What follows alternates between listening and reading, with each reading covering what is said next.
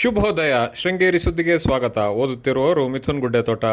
ಶ್ರೀ ಪರಾಭವನಾಮ ಸಂವತ್ಸರ, ಉತ್ತರಾಯಣ, ವಸಂತ ಋತು, ವೈಶಾಖ ಮಾಸ, ಕೃಷ್ಣ ಪಕ್ಷ, ಪಾಡ್ಯ, ಅಶ್ವಿನಿ ನಕ್ಷತ್ರ.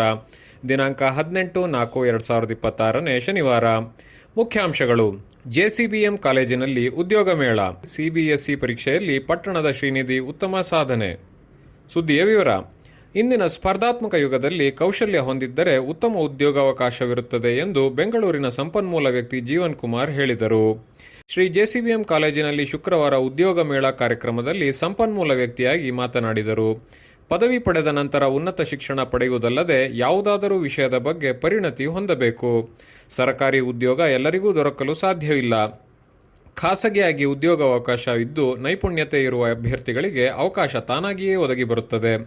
ಕಾಲೇಜಿನಲ್ಲಿ ನಡೆಯುತ್ತಿರುವ ಉದ್ಯೋಗ ಮೇಳದ ಲಾಭವನ್ನು ವಿದ್ಯಾರ್ಥಿಗಳು ಸದುಪಯೋಗ ಪಡೆದುಕೊಳ್ಳಬೇಕು ಎಂದರು. ಕಾರ್ಯಕ್ರಮದ ಅಧ್ಯಕ್ಷತೆ ವಹಿಸಿ ಮಾತನಾಡಿದ ಪ್ರಾಂಶುಪಾಲ ಡಾಕ್ಟರ್ ಸ್ವಾಮಿ, ಶಿಕ್ಷಣದ ನಂತರ ಉದ್ಯೋಗ ಪಡೆಯುವುದಕ್ಕಾಗಿ ನಗರ ಪ್ರದೇಶಕ್ಕೆ ತೆರಳುವುದು ಸಾಮಾನ್ಯ. ಅರ್ಹತೆ ಇರುವ ವಿದ್ಯಾರ್ಥಿಗಳಿಗೆ ವಿವಿಧ ಕಂಪನಿಯಲ್ಲಿ ಉದ್ಯೋಗ ಪಡೆಯಲು ಸ್ಥಳೀಯವಾಗಿ ಅವಕಾಶವಿದೆ.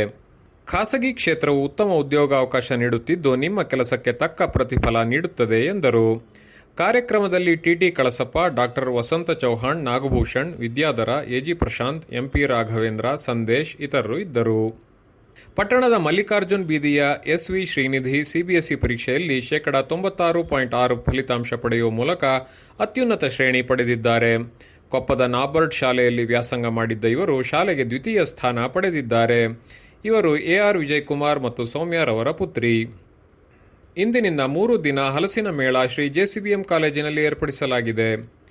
ಯುವ ವಿಪ್ರವೇದಿಕೆ ಹಾಗೂ ತಾಲೂಕು ಬ್ರಾಹ್ಮಣ ಮಹಾಸಭಾದಿಂದ ಸಾಮೂಹಿಕ ಉಪನಯನವನ್ನು ಏಪ್ರಿಲ್ 20ರಂದು ಏರ್ಪಡಿಸಲಾಗಿದೆ.